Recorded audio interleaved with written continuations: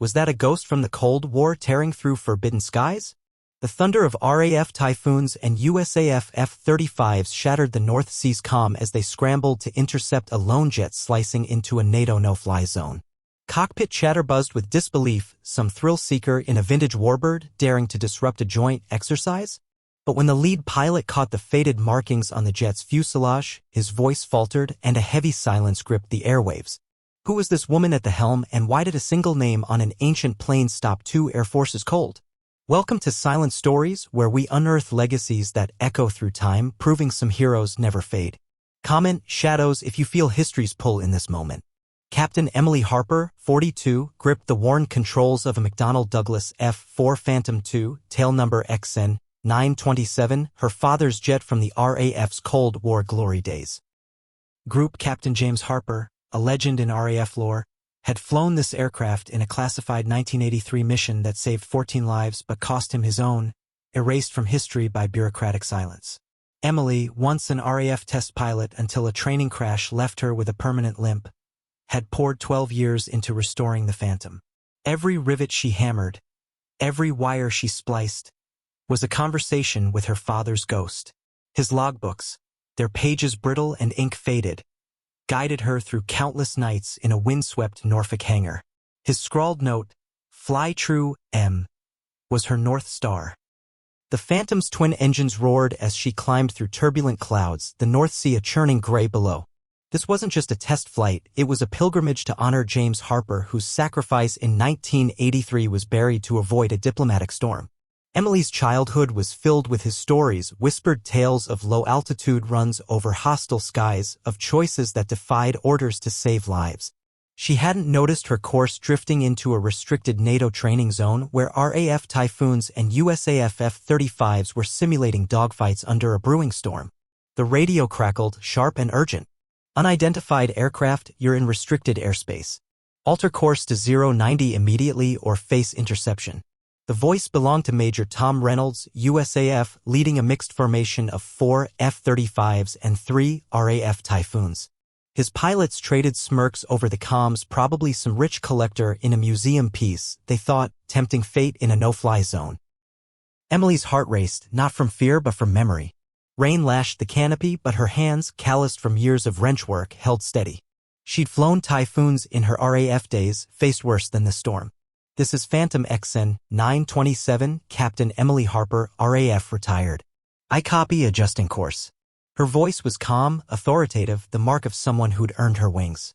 Reynolds frowned, his F-35's HUD flickering in the storm. "Harper?" That name stirred a memory, faint but persistent. "Phantom, confirmed tail number and intent. F-4 Phantom II, tail number XN 927 on a memorial flight for Group Captain James Harper."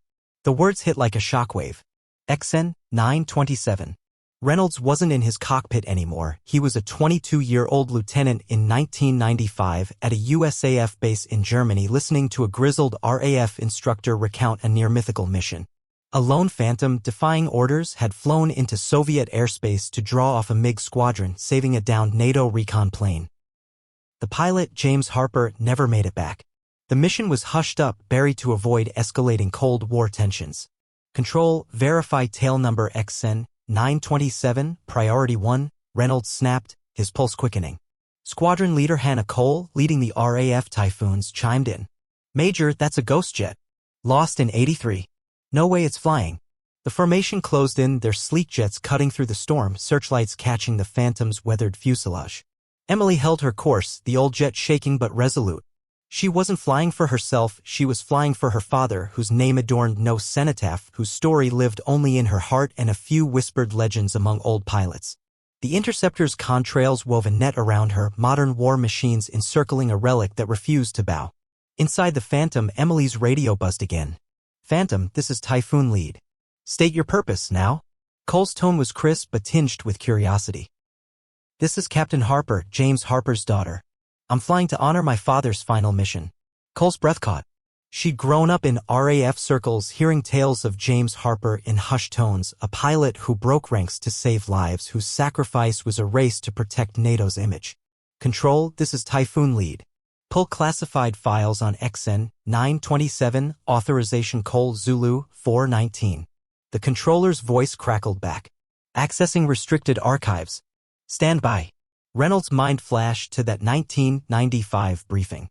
The instructor, Wing Commander Alistair Reed, had spoken of Harper's Phantom diving through anti-aircraft fire, outmaneuvering MiGs to buy time for a stranded NATO crew. The recon plane, carrying 14 personnel, made it to safety. XN 927 vanished into the Soviet night. Reed had shared Harper's final transmission, a message for his infant daughter, Emily, left behind at 10 months old. Reynolds keyed his mic. Captain Harper, your father saved 14 lives in 1983. I heard his story as a rookie. Escorting you now is our honor. His voice trembled, a rare crack in his usual steel. Emily's chest tightened, tears stinging her eyes.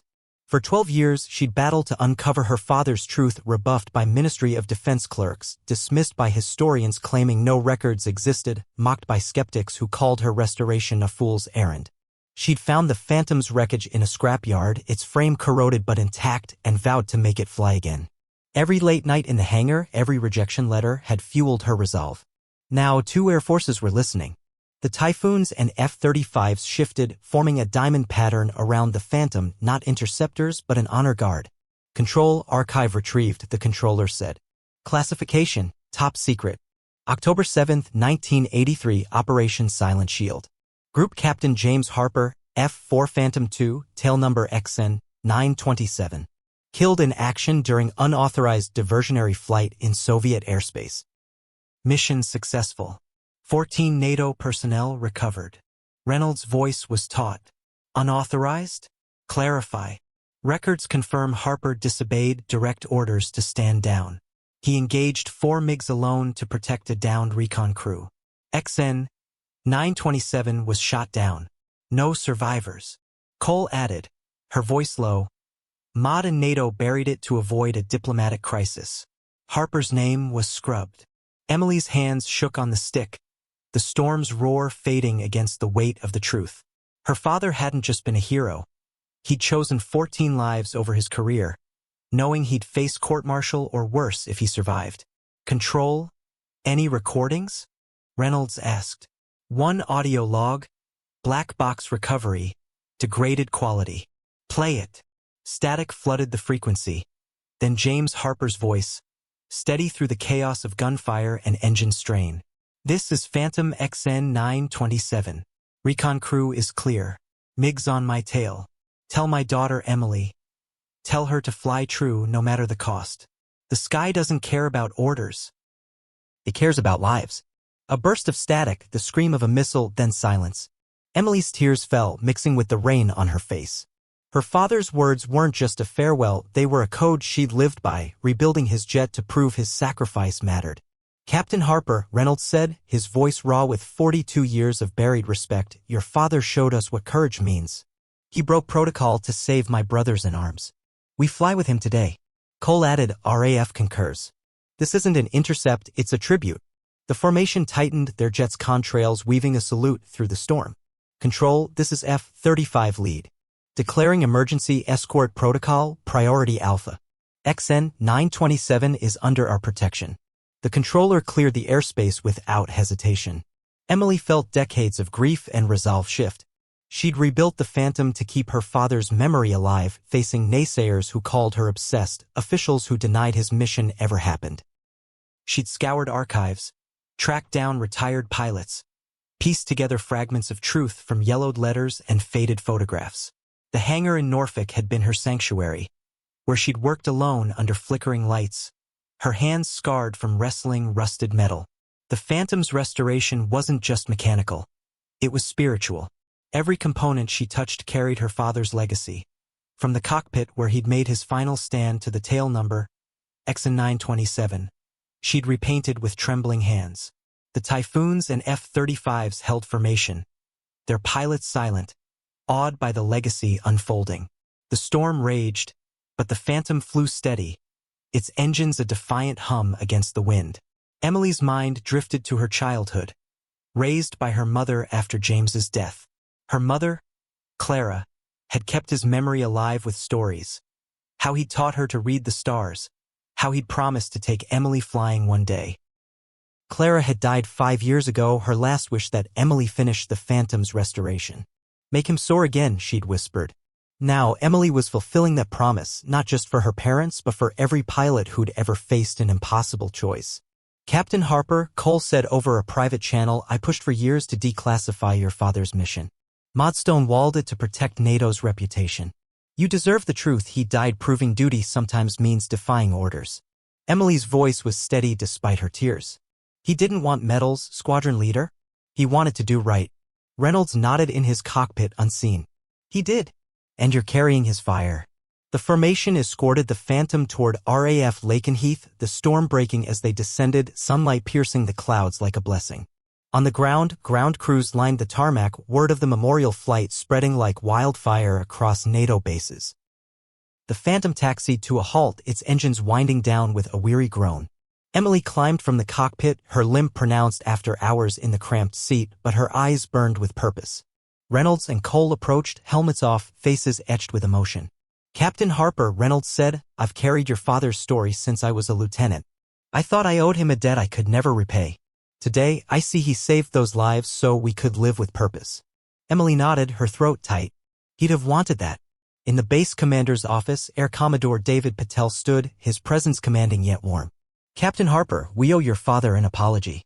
His sacrifice was buried to save face, but not here, not among those who know what it means to serve. He gestured to a wall adorned with photos of fallen pilots, RAF and USAF alike. We'd like to place James Harper and XN 927 on our unofficial wall of honor where those who understand sacrifice will see it. Emily's breath caught. I have no photos. Everything was classified.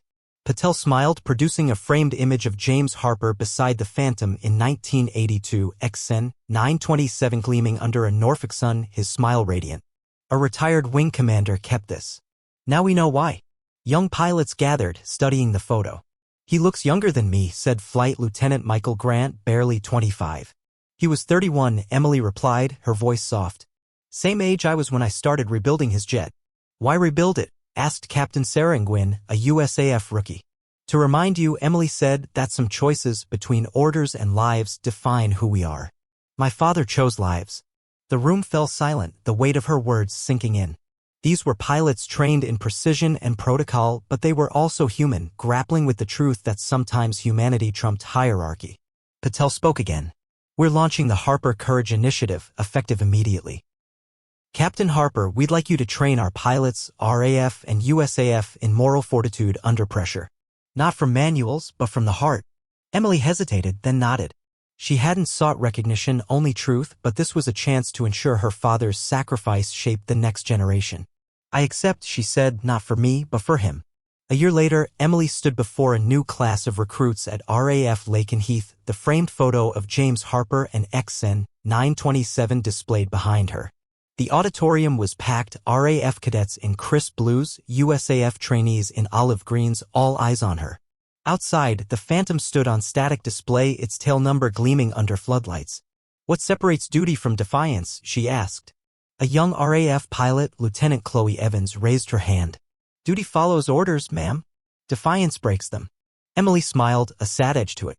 That's what the manuals say. But manuals don't save lives at 30,000 feet.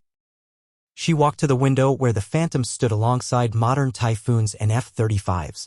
My father faced a choice in 1983.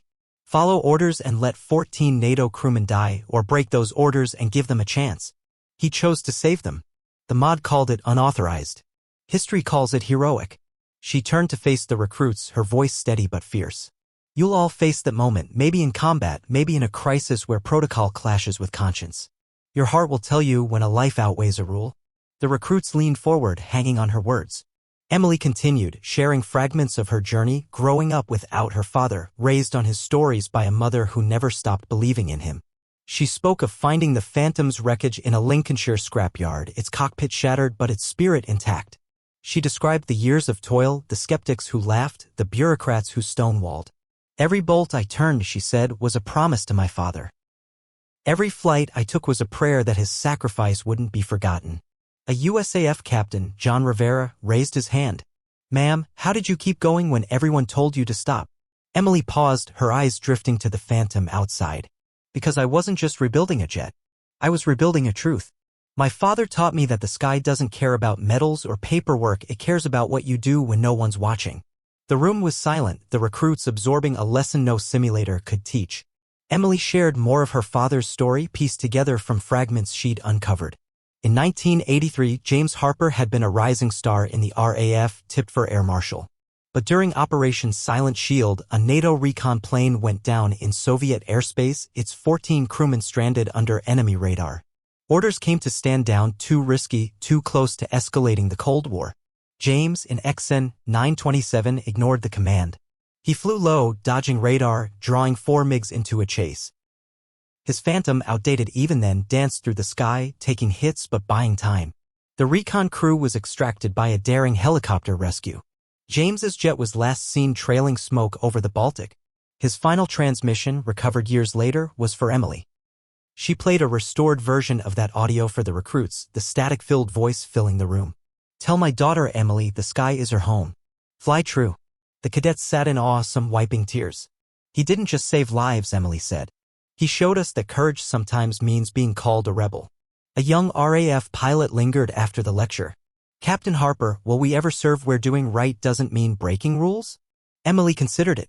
Maybe. But until then, I hope you'll be brave enough to choose conscience over compliance. That evening, Emily took the Phantom up for one final flight. The North Sea was calm, the stars bright above. She spoke to the empty cockpit. Dad, your markings may have faded on paper, but they rule the sky. The horizon glowed with sunset, the airbase lights twinkling below like a constellation of hope. The Phantom soared, its engines a hymn to a man who chose lives over orders. Emily leveled out at 30,000 feet, the world quiet except for the jet's hum. She thought of her mother, her father, the 14 lives saved, and the pilots she'd now teach to carry that legacy. The next day, Lakenheath held a ceremony for the Harper Courage Initiative. Reynolds and Cole stood beside Emily as Patel unveiled a plaque beside James's photo, Group Captain James Harper, XN 927. For valor beyond orders. The crowd, pilots, mechanics, families, applauded, a rare moment of unity for RAF and USAF. Emily spoke briefly. My father didn't fly for glory. He flew for those who couldn't. This initiative isn't about breaking rules, it's about knowing when rules aren't enough. Over the next months, Emily's classes became a cornerstone of training at Lakenheath. She shared stories of other unsung heroes, pilots who'd made impossible choices, from World War II Spitfire aces to Vietnam-era Phantom crews. She taught recruits to trust their instincts, to weigh lives against protocol. One evening after a session, a young USAF Lieutenant, Aisha Patel, approached. Ma'am, your father's story changed how I see my wings. I want to fly like he did with heart. Emily smiled, handing her a copy of James's logbook. Then you already are. The Phantom remained on display, a beacon for recruits.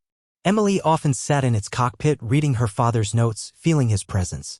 She kept her promise to her mother, to James, to herself. The sky, vast and eternal, carried their legacy forward, a testament to those who choose right over easy. Names may vanish from records, but in the air, legends like James Harper soar forever, guiding the brave to fly true. Shadows if you hear their call.